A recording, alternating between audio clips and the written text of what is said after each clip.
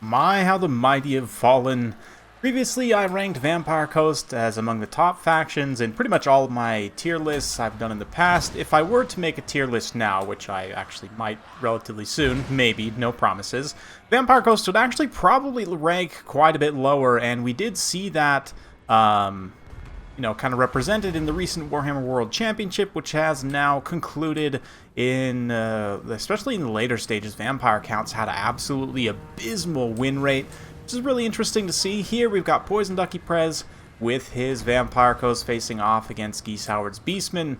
Right off the bat, you can see here we've got a bunch of deck droppers, 4 deck droppers with pistols, we've got 4 mortars, 4 polearm zombies, 2 gunnery whites, both with Scab Scrath and Hands Ballistics, it looks like, on one of them. We've also got Count Noctilus, of course, Bloody Reaver Depth Guard. I actually really like this pick in this matchup. And in certain matchups, I should say. Yeah, for Beastmen, a whole bunch of spawn. We've got a unit of Minotaurs as well. 1 unit of Razorgore Herds. The Ungol Raiders getting absolutely blown up, just exploded by mortar fire, which is great. Malgore, Double Gorble leading the way. So time for an interesting battle, for certain. The spawn will be able to just mow through all this zombie infantry. Even the polearms. I mean, polearms might be able to do some damage in return.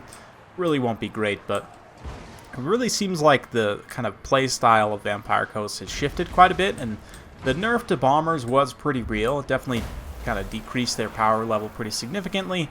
More so, I don't necessarily think that they're weak as a faction. It's just that people haven't fully adjusted yet to the new playstyle, and they certainly are weaker than they were before. I don't know that they're necessarily super weak as a faction. I would really need to kind of sit down and think about things, but Bloody Reaver Depth Guard with their kind of barnacled armor. I love the green hues to it. Honestly, looks amazing. They're fighting with these spawn here, just absolutely shredding them. The spawn are surging though, doing a lot of damage. Depth Guard, yeah, can only be in one place at one time. The zombies, you can see, are just getting absolutely clobbered by all of the massive stuff here. I mean, they are just zombies after all. Brutal Vile Tides as well, just detonating these blobs of bodies. Very brutal stuff. Noctilus is hanging firm, though. He's got 60 melee defense. He can just stand and fight for quite some time. The Gorbles aren't going to be super threatening for him. Even 2-on-1 here, he should be able to hold his own in that particular fight, especially with the Bloody Reaver Depth Guard now chasing away this spawn. They're not necessarily routing, but just a tactical, detached spawn. Bloody Reaver Depth Guard now turn around and start to collapse here. You can see the mobility for the Beastmen has been countered relatively well. The Ungol Raiders now coming back. Yeah, shooting these deck droppers out of the sky. But the Bloody Reaver Depth Guard collapsing into this pocket. Such a cool unit, man. Honestly, the Depth Guard are one of the cooler units in the Vampire Coast roster, in my opinion. I do love the super heavy infantry, basically like Blood Knight Marines, more or less. Blood Knights on foot, kind of deal. But they're going to do a great job against all these Chaos Spawn. They do hit that Enrage ability. It just missed it, actually. They were having that damage resistance from their special ability there. You can see Noctilus dropping some rain from the sky. Purple rain. And, yeah, the deck droppers continuing to fire. Nice thing about deck droppers, I am going to do a video highlight about them probably relatively soon. They're cheap. Don't have to do a lot to pay for themselves. I mean, they're kind of your missile cavalry, right? Because Vampire Coast doesn't have any traditional missile cavalry in, kind of the regular sense. They have to utilize those in a similar role. Mortars, 2 of them staying online to keep poking. Got to summon Cygor to try and keep things close. Malagor not having the greatest time, and the Gorbles as well. You can see all the spawn just in a dead heap here in the center, and the Bloody Reaver still fighting. Having hunger on an infantry unit is just so awesome. I have previously covered the dual hand weapon Depth Guard. I have not done a video highlight about polearms specifically, but honestly, you could make this video about the Bloody Reavers, and I probably should have at the end of the day, but I wanted to talk just in a more general sense about Vampire Coast and kind of where they're at. And yeah, I like this build from Poison Ducky, especially given what you're going up against potentially for the Beastmen. Ungol Raiders are a big danger in this matchup, so I like the mortars to counter them. Bloody Reaver Depth Guard to help counter any kind of monster presence whatsoever.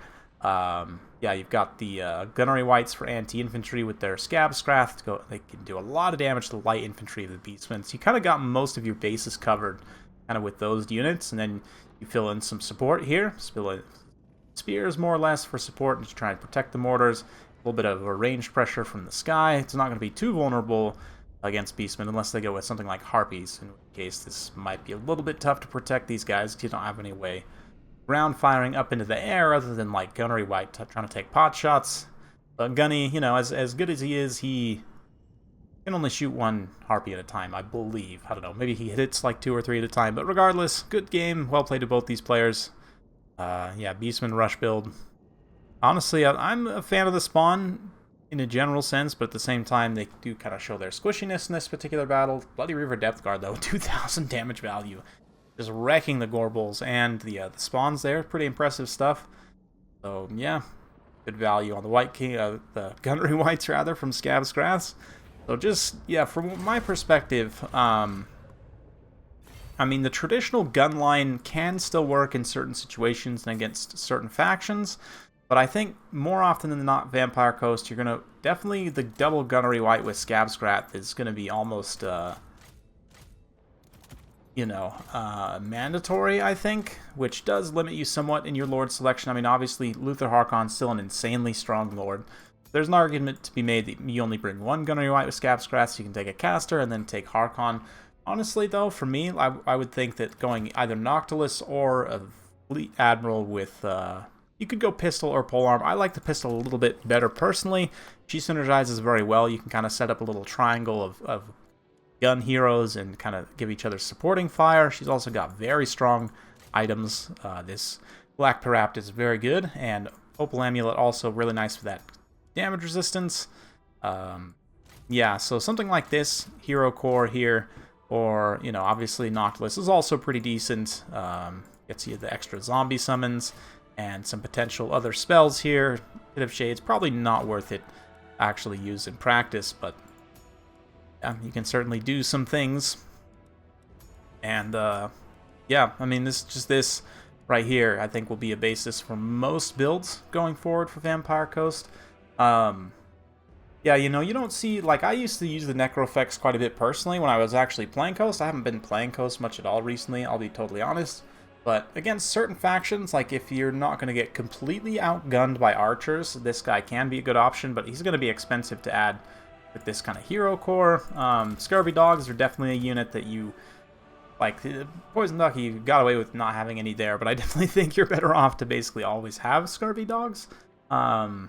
This gives you some kind of mobility, and in the right situation, they can actually do quite a bit of damage.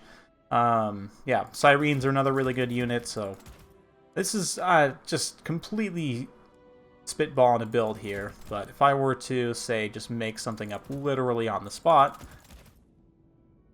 I could maybe throw in something like this. Maybe we grab, excuse me, a couple of deck droppers. I don't know, kind of just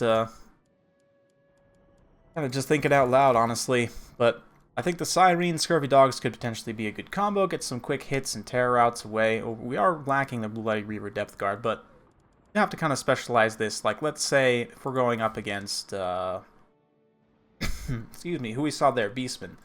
Like I said, the mortars kind of counter their infantry. I'd take a couple of Scurvy Dogs. I would like to find a way to take Bloody Reaver Depth Guard. Maybe actually we only take one Sirene, just for some terror. I don't think Poison Ducky actually had any terror there, which is potentially a mistake. Some people would argue that that's not ideal. I think they would probably most likely be right, but yeah, we could do something like this. I'm 3 gold short of getting another zombie, which, you know, isn't the biggest issue in the world, but we could do something like this. I don't know, maybe you trade this guy out for another deck dropper, and maybe you actually pull this guy's funds into bringing halberds instead. You know, you can kind of switch around this a little bit, but yeah. Like Haunters, unfortunately, they're just a little bit squishy. Mournguls in general are really very, very flimsy. They're low melee defense and low armor. Even with the hunger means they just take so much damage. It's kind of a similar issue the Crypt Horrors can run into, where they just take so much damage so quickly that they get the benefit of their regeneration. Especially Morgul's having to be in melee to get the advantage of the hunger is not great, but yeah, definitely, I mean, bloated corpses are always a good time. The crabs as well, rotting leviathan builds, especially if your opponent doesn't bring enough armor piercing damage, can be very, very brutal. So basically the point of this video, I guess, TLDR, even though you certainly did watch or read, I guess, if you're at this point, is, yeah, you just got to think outside the box, you know, try something new and see how it works. And when a faction, it's not working, or it seems like the win rate maybe is particularly low, that's kind of the way that we approach things, just to try and branch out and find different ways of playing them that actually work. 'Cause it does seem like the factions had some pretty substantial changes. But anyway, I've rambled long enough. Hopefully you guys enjoyed. If you like this sort of content, be sure to like, subscribe, hit that bell notification, all that jazz. Thanks. We'll see you next time.